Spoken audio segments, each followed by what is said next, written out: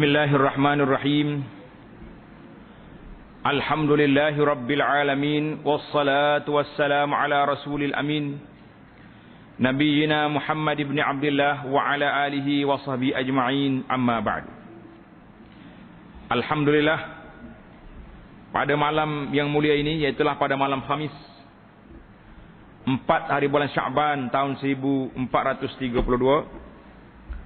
bersamaan dengan 6 hari bulan Julai tahun 2011, kita dapat memulakan pelajaran kita dalam kitab Anak Kunci Syurga. Nama kitab dia ni Anak Kunci Syurga. Tengok, kitab kita cantik. Anak Kunci Syurga, yang menghimpun akan dia oleh Syekh Abdul Qadir bin Abdul Muttalib Al-Mandili, Huwaidim Talabatul Ilmi Syarif fil Haramil Makki. Syekh Abdul Qadir bin Abdul Muttalib Al-Indonesi Al-Mandili ini, alhamdulillah kita telah pun baca sejarah hidup dia secara panjang lebar. Sewaktu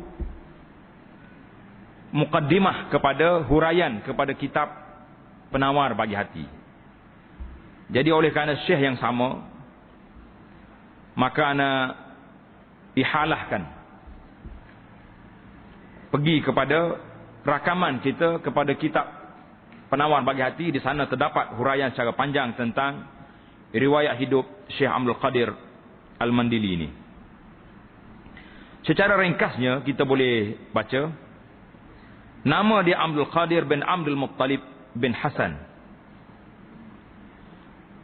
seorang yang dilahirkan di kampung Singgalanggang, Tapanuli Selatan, iaitulah sebuah wilayah di Sumatera Utara. Dikenali sebagai Al-Mandili. Sebab apa Al-Mandili itu? Kerana berketurunan Mandailing. Jadi keturunan Indonesia itu nama dia Mandailing. Maka nak sebut Arab payah, dia sebut Al-Mandili. Bahasa tu dia tulis nama dia Abdul Muttalib Al-Indonesi. Mana Indonesia itu asal dia daripada negara Indonesia. Al-Mandili daripada keturunan Mandailing. Huwaidim, maksud Huwaidim itu khadam kecil kepada pelajar-pelajar ilmu yang mulia di tanah haram Makkah. Jadi riwayat hidup dia, beliau telah dilahirkan pada tahun 1910. Dilahirkan bila? Pada tahun 1910. Dalam keluarga petani, dan mendapat pendidikan awal di sekolah Belanda pada tahun 1917. Jadi panjang dah cerita dia, kita telah cerita. Pada tahun 1936 beliau bertolak ke Mekah dan berguru dengan beberapa ulama besar seperti Pak Da Ali Fatani, Pak Da orang panggil, Pak Da Ali Al-Fatani, Syekh Al-Maliki, Syekh Hasan Al-Masyat, Syekh Muhammad Al-Arabi, Said Al-Alawi, Syekh Muhammad Ahyad, dan ramai lagi lah guru-guru dia. Cuma yang kita nak sebutnya di antara muridnya yang masyhur di negeri Kelantan ini, iaitulah Tuan Guru Haji Abdul Rahman bin Sulaiman. Mana Tuan Guru Haji Abdul Rahman? Tuan Guru kita di Pondok Sungai Durian ni. Salah seorang daripada murid dia, yang banyak sekali kita dengar nama syekh ini disebut oleh tuan guru kita ni, rahmatullahi ta'ala alal jami'. Selalu dia sebut, bila mengajar dia tahu syekh, dia tak panggil Syekh Abdul Qadir, dia panggil Syekh Qadir. Ini cerita ni diambil daripada Syekh Qadir. Jadi banyak dia panggil. Jadi beliau telah meninggal di Makkah pada 18 Rabiul Awal tahun 1385, bersamaan dengan 1965. Jadi Syekh Abdul Qadir meninggal, kita tak lahir lagi. Itulah nak ceritanya, sudah lama dia meninggal tahun 65, maknanya sudah 45 tahun lebih. Rahmatullahi taala alal jami', ala Syekh Abdul Qadir wa ala syekhina Tuan Guru Haji Abdul Rahman. Jadi ramai lagi lah murid-murid beliau di negeri Kelantan ini, dan banyak kitab-kitab dia yang sangat masyhur yang dia tulis. Beliau ni Syekh Abdul Qadir ni seorang penulis yang rajin, seorang yang aktif menulis. Dan dia juga merupakan kawan kepada Datuk Syekh Daud Muhammad Daud bin Sulaiman Al-Kelantani. Jangan tukar. Ada orang bila kita sebut saya ni cucu kepada Syekh Daud bin Sulaiman Al-Kelantani, dia ingat ke Syekh Daud Petani. Tak, Syekh Daud Kelantan. Jadi di zaman itu, zaman tahun 50-an, 60-an, terkenallah nama Syekh Daud Kelantan ini kerana dia salah seorang daripada guru orang Melayu yang dapat tauliah mengajar dalam Masjidil Haram Mekah bersama dengan Syekh Abdul Qadir Al-Mandili. Jadi Syekh Abdul Qadir ini masih ada lagi anak dia seorang, Syekh Muhammad Abdul Qadir, yang masih lagi mengajar di Masjid Haram Mekah sampai ke saat ini. Alhamdulillah. Itulah sejarah ringkas Syekh Abdul Qadir, dan yang panjangnya tuan-tuan boleh dengar semula, tengok rakaman kita kepada muqaddimah kitab Penawar Bagi Hati. Kita masuk kepada muka surat yang kedua daripada kitab ini. Kata Syekh rahimahullahu taala, Bismillahirrahmanirrahim. Dia pakai terus kepada terjemahan. Dia tak bawa lagi matan muqaddimah dia. Dia pakai terjemah lalu. Apa dia kata? Segala puji tertentu bagi Allah Taala, Tuhan yang ketunggalan, yakni yang esa, pada zat dan sifat dan perbuatannya. Allah Ta'ala yang unggul, yang tunggal, yang esa, dalam zat dia, dalam sifat-sifat dia yang mulia, dan af'al, segala perbuatan Allah Ta'ala itu, tak ada siapa yang bersama dengan dia. Dan mudah-mudahan memberi rahmat, serta membesarkan dan mensejahterakan ia akan hambanya dan nabinya dan rasulnya yang pilihan, yaitulah Nabi kita Muhammad sallallahu alaihi wasallam, dan atas sekalian keluarganya dan sahabatnya dan yang mengikut mereka itu dengan kebajikan hingga ke hari kemudian. Jadi doa kita ni berterusan. Selagi orang ikut Nabi, orang itu mendapat. Amma ba'du.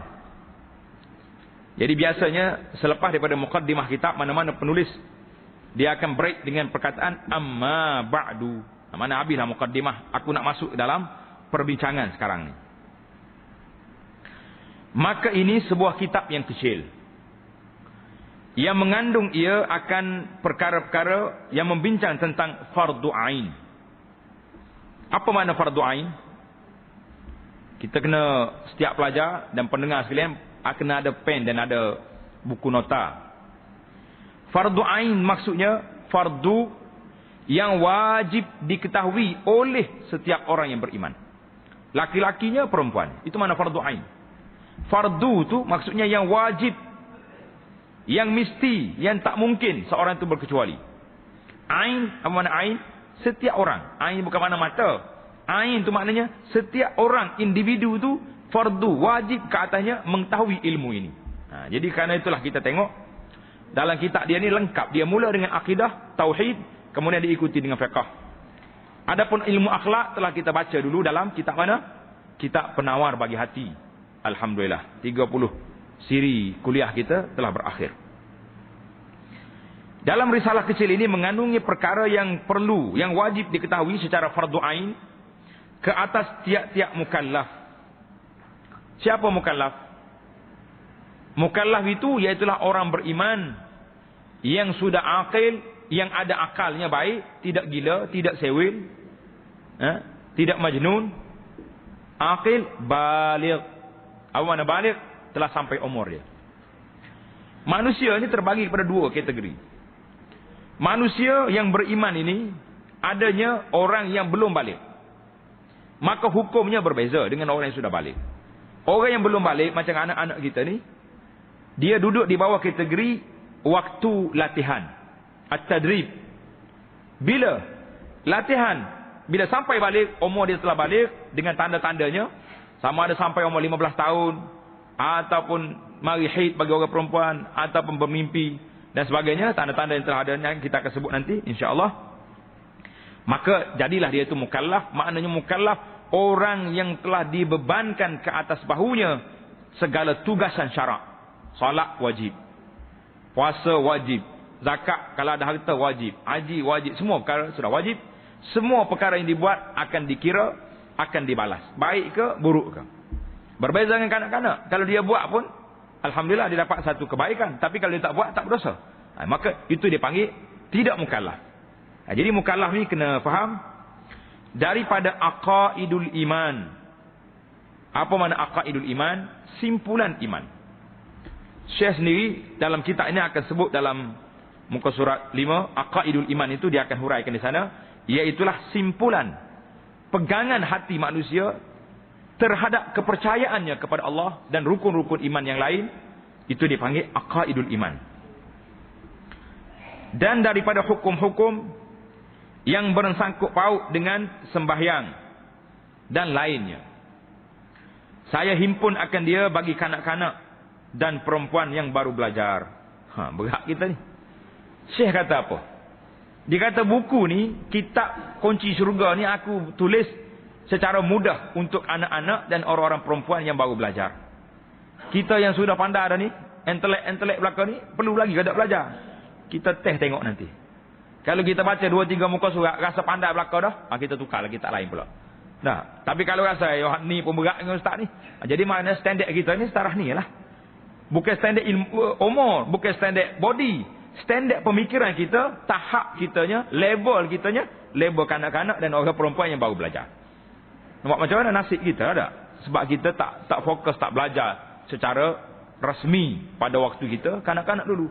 Alhamdulillah, walaupun kita sudah tua hari ini, sudah habis muda, tapi Allah Ta'ala beri peluang untuk kita belajar. Ini adalah merupakan peluangnya, keemasan yang sangat tinggi. Jangan abaikan dan jangan sia-siakan. Dan saya namakan akan dia dengan anak kunci syurga. Nama dia anak kunci syurga. Dan saya pohonkan akan Allah Ta'ala bahawa menjadikan ia ikhlas. Apa yang saya tulis ini ikhlas. Dan memberi manfaat bagiku dan bagi saudara-saudara muslimin. Innahu ala kulli syai'in qadir.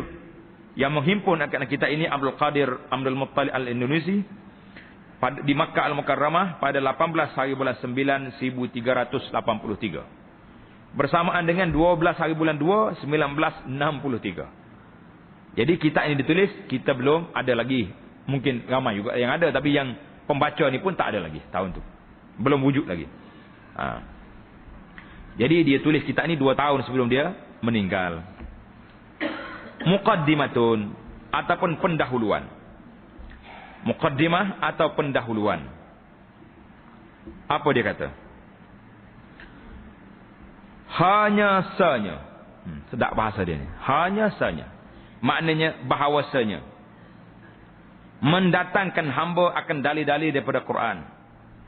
Maksudnya sesungguhnya saya bawa dalam perbincangan kitab ini, yang pertama dalil-dalil daripada Al-Quranul Karim dan hadis Nabi sallallahu alaihi wasallam. Ini kita kena ingat. Ulama-ulama Islam, kerana Ahlus Sunnah tiada berpaling mereka itu daripada nas yang sahih, dan membangkang mereka itu akan dia dengan dalil akal. Jadi Syekh kata apa? Aku mulakan perbincangan kita ini bermula dengan dalil Quran dan diikuti dengan hadis-hadis Nabi sallallahu alaihi wasallam yang disebut dengan nama sunnah. Apa makna sunnah itu? Quran kita tahulah Quran. Sunnah itu apa? Sunnah itu iaitulah ambil daripada perkataan as-sunnah dengan makna at-tariqatu was-siratu, makna jalan. Itu makna sunnah. Dalil di antaranya kata-kata Nabi sallallahu alaihi wasallam menurut bahasanya as-sunnah itu la tattabi'unna sanan man kana qablakum. Shibran bi shibrin wa zira'an bi zira'in. Kamu akan ikut perjalanan sunnah orang-orang dulu daripada kamu, sejengkal demi sejengkal, zira' demi zira', sehasta demi sehasta. Jadi hadis ini diriwayat oleh Imam Bukhari. Nabi kata, "Muhai orang mukmin, orang beriman umat aku ni akan ikut perbuatan orang kafir, orang dulu pada kamu, Yahudi dengan Nasara, jengkal dengan jengkal." Dia tak kira 1 kilometer jauh, jengkal dengan jengkal, maknanya rapaknya kita dengan perbuatan mereka. Betul ke tak betul apa yang Nabi kata ni? Sangat betul, bukan sangat betul. Dalilnya tengok hari ni, apa perbuatan anak-anak orang Islam hari ni? Betul-betul ikut perangai orang kafir. Kalau tengok dari sudut pakaian, tak ada orang Islam. Pergilah duduk di basah, di bandar ke, di kampung ke, sama je. Itu dia panggil sunnah dengan makna jalan ataupun perjalanan hidup manusia dari sudut bahasa. Dari sudut istilah sunnah itu, hadis Nabi sallallahu alaihi wasallam itu, iaitulah petunjuk yang dibawa oleh Rasulullah sallallahu alaihi wasallam, sahabat-sahabat dia, dari sudut ilmunya, i'tiqadnya, perkataannya, amalannya dan takrirnya. Jadi apa yang dilakukan oleh Nabi sallallahu alaihi wasallam dan juga dilakukan oleh ulama khulafa ar-rasyidin, para sahabat. Jadi itu dia panggil sunnah dari sudut bahasa. Karena itulah Nabi sallallahu dalam hadis yang panjang Nabi kita bersabda, "Fa innahu man ya'ish minkum ba'di fasayara ikhtilafan katsira." Siapa yang hidup selepas daripada aku tidak ada, mereka akan tengok perselisihan pandangan, pendapat yang banyak. Orang ni kata dia semua yang kata dia betul. Tapi yang betulnya siapa? Fa alaikum bisunnati wa sunnatil khulafa'il mahdiyyin ar-rasyidin. Hendaklah kamu berpegang dengan sunnah aku dan sunnah khulafa' ar-rasyidin yang mendapat hidayah mereka itu. Hadis ini riwayat oleh Imam Abu Daud dengan sanad yang sahih. Baiklah. Kalau kita belajar Ahlus Sunnah, biasanya dia sebut dengan nama Al-Jamaah. Betul tak?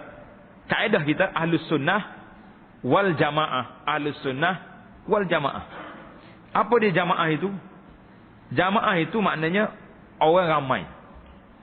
Wal Jamaatu al-adadul katsiru minan nas. Kumpulan manusia yang ramai. Itu makna jamaah. Dari sudut jamaah Islam ni apa dia? Bila kita sebut Ahlus Sunnah wal Jamaah, kita tahu dah Ahlus Sunnah itu siapa.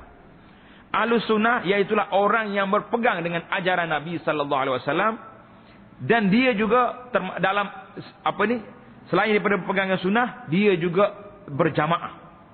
Jamaatul muslimin. Jamaah Islam ini siapa jamaah itu? Wahum salafu hazil ummah. Iaitulah salaf umat ini dari kalangan sahabat, dari kalangan tabi'in, dari kalangan orang-orang yang mengikut mereka sampai ke hari kiamat. Allazi ijtama'u 'alal kitab was sunnah, orang yang berkumpul di atas dasar memperjuangkan beramal dengan kitab Quran dan sunnah Nabi sallallahu alaihi wasallam, wasaru 'ala ma kana 'alaihi Rasulullah zahiran wa batinan. Mereka ikut apa yang dibuat oleh Nabi secara zahirnya, secara batinnya. Jadi bila sebut istilah, bila kita kata Ahlus Sunnah wal Jamaah, jadi siapa dia? Dari segi tarikh definisinya tadi kita sebut. Sunnah itu perjalanan Nabi. Jamaah itu jamaah muslimin yang berpegang dengan sunnah. Maka dia kata Ahlus Sunnah itu siapa dia? Hum al-mutamassikuna bisunnatin Nabi wa ashabi. Tanda Ahlus Sunnah wal Jamaah iaitulah golongan orang yang berpegang dengan sunnah Nabi sallallahu alaihi wasallam dan para sahabatnya, dan golongan yang mengikut mereka dari kalangan ulama-ulama tabi'in dan imam-imam yang besar seperti Imam Abu Hanifah, Imam Malik, Imam Asy-Syafi'i, Imam Ahmad dan lain-lainnya dalam bidang akidah, fil i'tiqad, dalam perkataannya, dalam amalnya, iaitulah golongan yang beristiqamah di atas mengikut petunjuk Nabi sallallahu alaihi wasallam dan menjauhkan perkara-perkara rekaan yang dipanggil disebut dengan nama ibtida', bid'ah. Wa hum baquna zahirun mansurun ila yaumil qiyamah. Mereka itu kekal, akan mendapat tempat, dia dapat mendapat pertolongan Allah Taala sehingga ke hari kiamat. Fattiba'uhum huda wa khilafuhum dalal. Ikut Ahlus Sunnah mendapat petunjuk, dan lawan Ahlus Sunnah iaitulah orang yang sesat. Al-Imam Az-Zahabi rahimahullahu ta'ala dalam kitabnya As-Siyar, dia kata apabila kita kata kamu ni siapa? Saya orang Islam. Baik. Islam itu maknanya kita bukan Yahudi, kita bukan Nasara, kita bukan Kristian, kita bukan Buddha, bukan belaka. Kita Islam. Satu. Kalau kata kamu Islam, apa mazhab kamu? Apa pegangan kamu? Ahlus Sunnah wal Jamaah. Ataupun disebut dengan nama Sunni. Sunni lawan dia siapa? Rafidhi, Iaitulah golongan-golongan Rafidah, golongan-golongan yang mencerca sahabat-sahabat Nabi radhiyallahu taala anhum. Ini perlawanan. Bila sebut Ahlus Sunnah, maknanya lawan dia Sunni, lawan dia Rafidi. Rafidi itu siapa? Kita akan takrif nanti di bawah nanti insya-Allah. Jadi kita kena faham. Kalau kita siapa kamu? Sunni. Lawan kita siapa? Orang-orang yang menentang sahabat-sahabat Nabi yang besar-besar, seperti menentang Sayyidina Abu Bakar, Sayyidina Umar, Uthman dan lain-lain. Yang dia sayangnya seorang, Sayyidina Ali dan beberapa orang sahabat lagi yang lain, Salman, 2-3 orang sahabat, itu je yang dia sayang. Isteri-isteri Nabi habisnya kondem. Ini dia panggil golongan Rafidi, golongan yang menentang Ahlus Sunnah. Jadi kita kena buat dua aja. Satu, kita kumpulan Sunni, yang Ahlus Sunnah seperti kumpulan kita ini, alhamdulillah. Dan yang lawan Sunni siapa? Rafidi, iaitulah golongan Rafidah, golongan yang menentang sahabat-sahabat yang besar. Maka kita fahamlah. Baik. Kalau kita kata kita ni Ahlus Sunnah, apakah ciri-ciri Ahlus Sunnah ini yang boleh kita kenal, yang membezakan di antara Ahlus Sunnah dengan golongan lain, golongan Rafidah, golongan-golongan Mu'tazilah, golongan yang diakhiri golongan yang sesat ni? Apa perbezaannya? Yang ciri yang pertama, Ahlus Sunnah ini iaitulah Ahlul Wasat wal I'tidal. Golongan yang pertengahan, yang tidak melampau dan tidak juga cuai. Ini dipanggil tidak melampau. Macam orang Yahudi melampau, pergi kata huduh ke nabi-nabi. Nasara melampau. Orang Syiah, orang Rafidah melampau sampai benci semua sahabat Nabi. Jadi kalau dia benci semua sahabat Nabi, kecuali Sayyidina Ali dan beberapa orang sahabat, bermakna dia telah kata Nabi gagal mendidik sahabat dia sendiri. Jadi itu berat. Kalau ada seorang dua itu cerita lain. Tapi kalau sahabat yang paling rapat dengan Nabi, orang yang paling setia dalam hidupnya dengan Rasulullah, tiba-tiba dituduh pengkhianat, berat tak berat kita? Berat. Jadi dia panggil kita ni golongan yang sederhana, tidak terlalu keras dan tidak juga terlalu cuai seperti golongan Al-Murji'ah yang mengatakan tak apa buat maksiat pun asal kamu mengucap 2 kalimah syahadah. Ciri yang kedua, iqtisaruhum fit talaqi 'alal kitab was sunnah. Mereka dalam bidang pendidikan, mereka belajar daripada Quran, daripada hadis Nabi sallallahu alaihi wasallam, dan mereka tunduk kepada nas Al-Quran dan hadis, dan juga huraian-huraian para ulama yang besar, yang muktabar, seperti imam-imam yang 4 dan lain-lainnya. Yang ketiga, ciri-ciri yang ketiga, mereka tidak ada meletakkan imam-imam selain daripada Nabi sallallahu alaihi wasallam sebagai orang yang maksum, yang tak berdosa sama sekali. Tak ada. Yang keempat, mereka meninggalkan perdebatan, perbalahan dalam isu-isu agama dan berpegang dengan Quran dan hadis. Yang kelima, membesarkan golongan salafus saleh di kalangan sahabat, tabi'in dan selepasnya. Yang keenam, mereka juga menjamakkan semua nas-nas yang ada dalam kitab dan Quran dan hadis, dan mengambil benda-benda yang mutasyabih diletak kepada muhkam supaya tidak menimbulkan persoalan yang disebut dalam Al-Quran itu. Mereka juga menjadikan qudwatus salihin, iaitulah pimpinan kepada orang-orang yang saleh. Yang panjang lagi lah huraiannya, ciri-ciri mereka yang kita boleh kenal di dalam sifat-sifat mereka ini. Jadi itu di antara ciri-ciri mereka juga, hirsuhum 'alal jama'ati wal ulfah. Ahlus Sunnah ni orang yang sangat suka kepada kesatuan umat, tak mau berpecah-pecah, tak mau. Berpecah belah tak mau. Allah juga jaga ulama Ahlus Sunnah ini, asamahum min takfiri ba'dhum ba'dha. Tidak mengkafirkan sebahagian yang lain dengan sebahagian yang lain, tak. Orang yang mudah mengkafirkan orang ini bahaya. Kerana kita suka nak campur orang dalam neraka. Itu makna kafir, bahaya. Di antara ciri Ahlus Sunnah, mahabbatu ba'dhum li ba'd. Mereka ni sayang kepada orang lain. Kalau kita yang Ahlus Sunnah, kita sayang kepada saudara kita yang sunnah yang lain.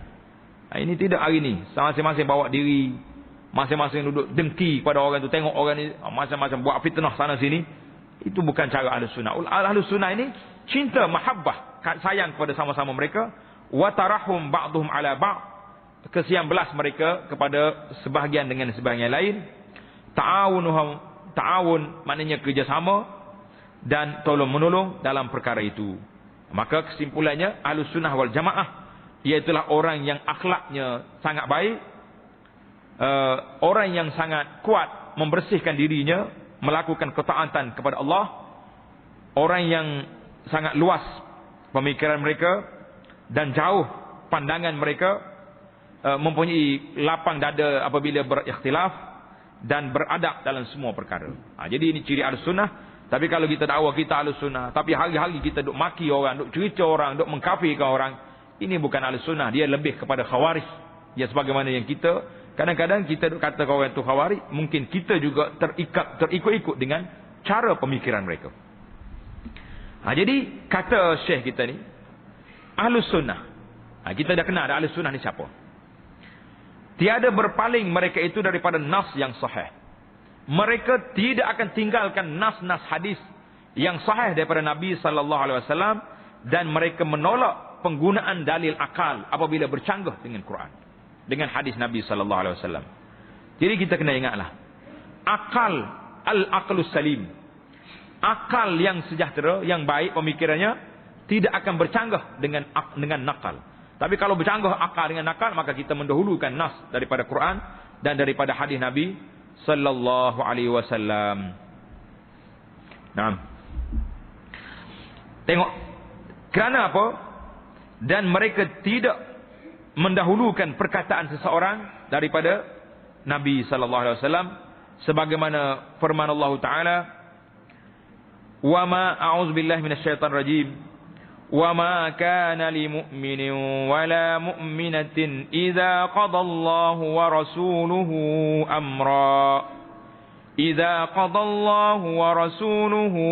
أَمْرًا أَنْ يَكُونَ لَهُمُ الْخِيَرَةُ مِنْ أَمْرِهِمْ." Artinya, dan tidak ada bagi orang yang beriman, tidak boleh bagi orang yang beriman, laki-laki dan perempuan, apabila Allah Ta'ala jatuhkan satu-satu hukum, halal atau haram, ataupun Rasulullah Sallallahu Alaihi Wasallam menetapkan mana-mana hukum, bahawa ada mereka itu boleh memilih mana-mana pekerjaan. Kita hukum Allah Ta'ala ni, Allah Ta'ala suruh zakat, kita nak. Allah Ta'ala suruh laksanakan undang-undang Islam, kita tak mahu. Ini tak mungkin. Ini bukan orang mukmin. Orang mukmin, idza qadallahu wa rasuluh, bila Allah Ta'ala tetapkan satu-satu perkara, mereka terus melakukannya. Tidak ada pilihan lagi. Jadi orang sekarang kata no choice, tak ada pilihan, buat terus. Tanda setakat itu daripada pekerjaan.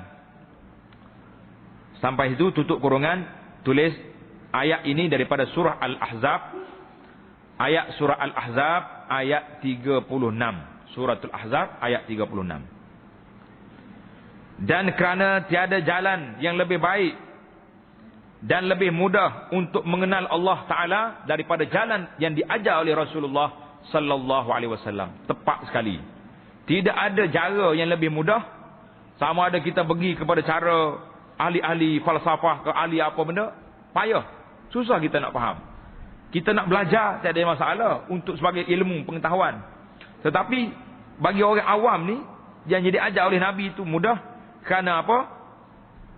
Kerana وَمَا يَنْطِقُ عَنِ الْهَوَىٰ إِنْ هُوَ إِلَّا وَحْيٌ يُوحَىٰ.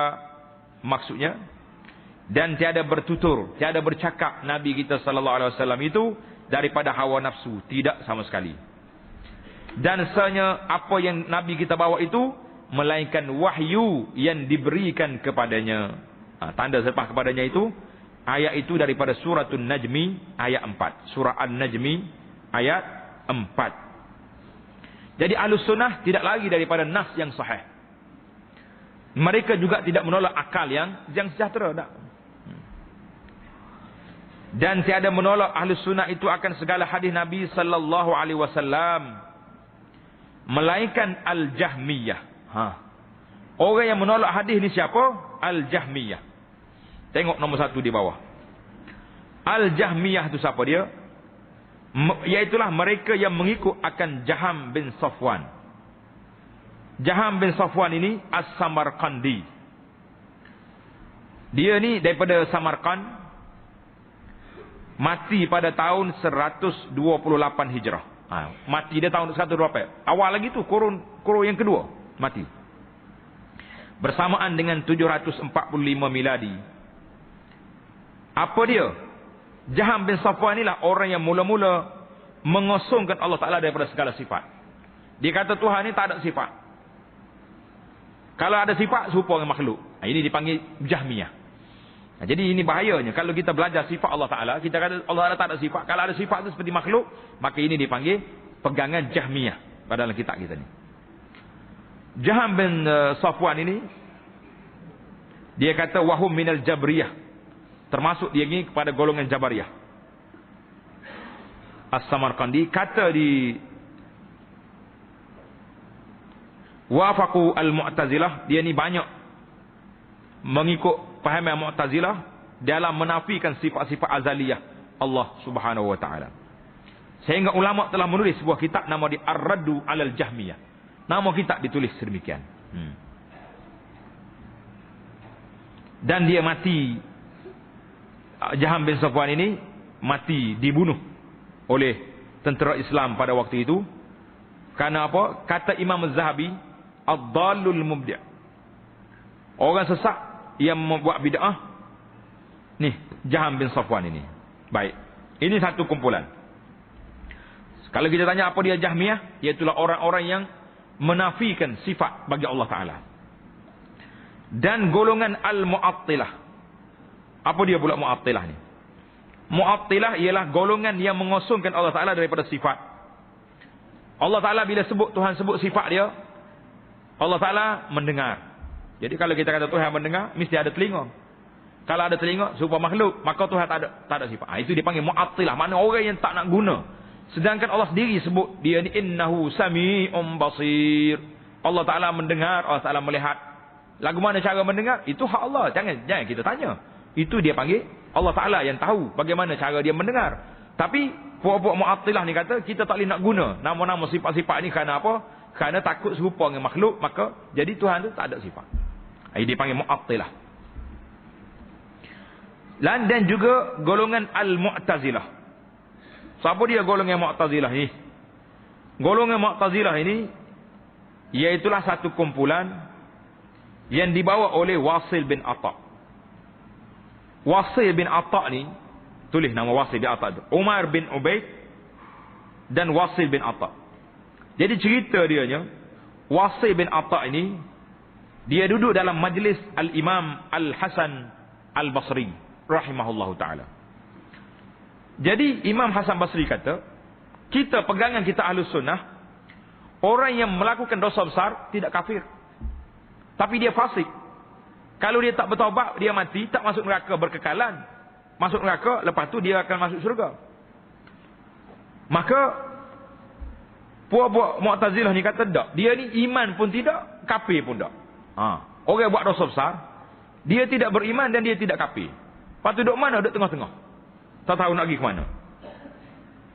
Jadi bila berlawan dengan Hasan Basri, maka Wasil bin Atta' ni lari, duduk di buka majlis lain. Mari pula pengikut dia Umar bin Ubaid. Maka marilah golongan-golongan Mu'tazilah ini, panjanglah cerita dia. Dia kata apa ni? Al-Mu'tazilah tu Umar bin Ubaid dan Wasil bin Atta'. Dan yang mengikut keduanya dinamakan mereka itu dengan Mu'tazilah. Kenapa? Kerana menjauhkan diri mereka daripada orang muslimin. Jadi panjanglah kita nak hurai Mu'tazilah ni siapa. Jadi Mu'tazilah ni pengikut-pengikut Wasil bin Atta' dan Umar bin Ubaid, yang mereka ini di antara usul pegangan dia ada 5 usul. Yang pertama perbincangan tentang adil, tentang tauhid, tentang manzilah bainal manzilataini, manusianya dosa besar ni duduk tengah-tengah. Beriman pun tak, kafir pun tak. Ada kumpulan atafagar dia panggil. Jadi istilah atafagar ni diguna oleh siapa? Oleh Wasil bin Atta' ni, puak-puak Mu'tazilah. Masalah al-amru bil ma'ruf wan nahy anil munkar, inilah usul kepada Mu'tazilah. Kita bincang pada waktu lain lah insya-Allah. Jadi Mu'tazilah ni dia banyak menggunakan akal daripada akli, daripada nakli, daripada nas Quran. Kumpulan yang keempat, dan kita juga bukan Ar-Rafidah. Siapa dia Rafidah ni pula? Rafidah ini iaitulah kumpulan dari puak Syiah negeri Kufah. Syiah negeri Kufah ni meninggalkan mereka itu akan Zaid bin Ali radhiyallahu taala anhum, kerana melarang ia akan mereka itu daripada mencela sahabat. Jadi Zaid bin Ali Ibnul Husain bin Ali bin Abi Talib ini cucu cicit Nabi ni. Kumpulan Rafidah ni, dia mari jumpa dengan Imam Zaid bin Ali. Dia kata, "Hei Imam Zaid, kamu hendaklah berlepas diri daripada menghormati Sayyidina Abu Bakar, Sayyidina Umar. Kalau mencerca Abu Bakar dengan Umar, kami akan bersama dengan kamu." Siapa kata? Ni kumpulan hak mari ni. Jadi kata di Zaid radhiyallahu anhu, "La, aku mengatakan Sayyidina Abu Bakar ni orang baik dan aku menghormati Sayyidina Abu Bakar. Aku tak akan ikut apa yang kamu nak." Jawab di kumpulan Rafidah ni, faqalu idzan narfuduka. Kalau kamu tak nak ikut, tak nak kata Abu Bakar ni jahat, kami akan tinggal kamu. Aku tak nak ikut lagi mu. Kata di siapa? Kata di puak-puak Rafidah, maka fasammu ar-Rafidah. Dinamakan kumpulan ini kumpulan orang yang menolak, meninggalkan Zaid ibnu Ali, ibnu Al-Husain ibnu Ali bin Abi Talib. Zaid bin Ali bin Husain. Husain cucu, Ali cicit, Zaid apa orang panggil? Ciak. Bahasa Malaysia dia kata apa? Cucu, cicit, ciak. Ada apa bahasa Malaysia? Ciuk. Tak tahulah ke mana ni. Yang pentingnya lapis yang keempat. Maka dia mari, kumpulan ni mari suruh paksa Zaid, Imam Zaid bin Ali ni radhiyallahu taala anhum jami'an, suruh cerita Sayyidina Abu Bakar dengan Sayyidina Umar. Zaid kata, aku tak mau ikutmu. Apa mau nak jadi, jadilah. Jadi dia marahlah kepada Imam Zaid. Dia kata, kami narfuduka, kami akan tolakmu. Aku tak saya ikutmu. Maka jadilah kumpulan ini dipanggil kumpulan Ar-Rafidah. Rafidah tu orang yang menentang Zaid bin Ali kerana dia larang daripada cerca sahabat. Jadi siapa-siapa yang mencerca sahabat Nabi di zaman kita ini pun, ini adalah merupakan kumpulan Rafidah, iaitulah kumpulan yang terkeluar daripada mazhab Ahlus Sunnah wal Jamaah. Jadi kumpulan ini jangan kita dekati, jangan kita ikut, kerana mereka ini adalah kumpulan yang menyeleweng, yang menentang sahabat-sahabat Nabi yang rapat dengan Rasulullah sallallahu alaihi wasallam, seolah-olah kita tergambar dalam kepala kita Nabi kita gagal mendidik sahabat-sahabatnya sendiri. Takkanlah bila Nabi wafat yang tak murtadnya beberapa orang saja, Sayyidina Ali dan anak cucu dia dan beberapa orang sahabat lagi. Mungkin macam tu. 1000 lagi sahabat Nabi semuanya tak betul? Allahu akbar. Hinanya kamu di hadapan Rasulullah sallallahu alaihi wasallam nanti. Seolah-olah dia kata ke Nabi, "Ya Rasulullah, mu tak reti nak didik sahabatmu sendiri. Rampas mereka itu hak Sayyidina Ali." Macam itulah gambaran yang kita boleh gambarkan kepada orang-orang yang mengatakan sedemikian kepada sahabat-sahabat radhiyallahu taala anhum. Jadi kumpulan 4 ni, Jahmiyah, Mu'attilah, Mu'tazilah, Rafidah, mereka itu berkata apa? Dalil-dalil naqliyah tiada memberi faedah akan yakin. Dalil naqliyah, Quran, dan juga dalil daripada hadis Nabi sallallahu alaihi wasallam yang sahih ini pun tidak memberi faedah yang meyakinkan. Dia kata dalil zanni saja. Akal tu dalil yang yakin. Tengok, dia boleh tolak tak depan. Akal dia tu mendahului apa yang diambil daripada Nabi sallallahu alaihi wasallam. Siapa kita? Kalau kita orang mukmin tidak ambil daripada Nabi sallallahu alaihi wasallam dalam perkara halal dan haram, dalam perkara beriman kepada Allah dan benda-benda yang gaib, nak ambil di mana? Takkanlah akal kita lebih bijak daripada Rasulullah sallallahu alaihi wasallam yang Allah Taala beri wahyu kepadanya. Maka dengan itu, maka menutup mereka itu. Siapa dia? Ni kumpulan-kumpulan yang berat ni, yang sesat ni. Menutup mereka itu akan segala hati manusia, akan pintu mengenal Allah Ta'ala dan sifatnya dengan jalan dan petunjuk Rasulullah sallallahu alaihi wasallam. Jadi dia tutup pintu. Mu nak kenal Allah, kena kenal dengan cara pemikiran-pemikiran, dengan cara lain-lain daripada Quran dengan hadis. Ikut Quran dengan hadis tak boleh. Ini berat. Dan memalingkan mereka itu. Mereka itu membawa manusia kepada barang yang menamakan mereka itu akan dia dengan segala hujah yang bangsa akal. Jadi, dan segala dalil yang bangsa yakin. Sedap bahasa dia ni. Jadi kumpulan ini dia tolak dalil-dalil naqliyah yang sahih daripada Nabi sallallahu alaihi wasallam. Mereka bawa orang supaya guna dalil akal. Karena dalil akal ni dalil yang membawa daripada keyakinan. Dalil naqli Quran ni, hadis Nabi sallallahu alaihi wasallam tidak bawa yakin. Berat tak berat? Berat. Dan tiada ada ia, kata Syekh ini, tidak adalah kumpulan tu. Kumpulan yang sesat itu atas yang tahqiq apabila kita teliti, melainkan seperti alun-alun. Apa dia alun-alun ni? Bahasa Malaysia kata apa alun-alun? Alih-alih ni apa dia? Yang kita duduk tengah pada pasir itu. Bila kita duduk tengah pada, tengah jalan raya, kok kita nampak macam air tengah-tengah panah. Dia panggil apa tu? Fata Morgana. Bahasa moden ni. Kena kata moden ni. Takut orang dengar jauh-jauh tak faham. Ya, Fata Morgana ke apa nama? Sarap bahasa Arab kata. Dia bawa ayat Quran, dia kata di sini, kasarabim biqi'atin yahsabuhu adh-dham'anu ma'a hatta idza ja'athu lam yajidhu syai'a. Artinya seperti alun-alun atau alin-alin di tengah padang, seperti cahaya kelipan di tengah padang yang kita nampak macam air itu. Apa dia panggil tadi? Pancaran matahari dilihat di tengah padang pada tengah hari seperti air yang mengalir. Yang menyangka akan dia oleh orang yang dahaga air. Hingga apabila datang ia, akan dia nescaya tiada mendapat ia akan sesuatu. Tutup kurungan itu, tulis ayat ini, kasarabin biqi'atin. Ini ambil daripada surah An-Nur ayat 39. Surah An-Nur ayat 39. Jadi kitab kita yang baru ni, Penawar Bagi Hati ni, ada juga nota kaki dia ayat-ayat. Kitab ni langsung tidak ada ni. Jadi pelajar-pelajar semua kena tunggulah. Tengok bila ada ayat ni kita akan sebut nanti insya-Allah taala, dan juga hadis-hadis Nabi sallallahu alaihi wasallam. Dan tiada mengetahui mereka itu akan bahawa ayat Quran dan hadis mutawatir, bahkan hadis ahad, apabila menerima akan dia oleh umat, nescaya memberi faedah ia akan ilmu yang membawa kepada keyakinan pada sisi jumhur ahlus sunnah umat Nabi Muhammad sallallahu alaihi wasallam. Bahkan ia satu daripada dua bahagai hadis-hadis yang mutawatir, dan tiada ada di antara ulama salaf pada perkara ini berselisih pandangan. Jadi oleh kerana semua ini memerlukan pada penjelasan, hadis mutawatir itu apa, hadis ahad itu apa istilahnya, insya-Allah kita akan sambung perbincangan kita dalam jalsah yang akan datang.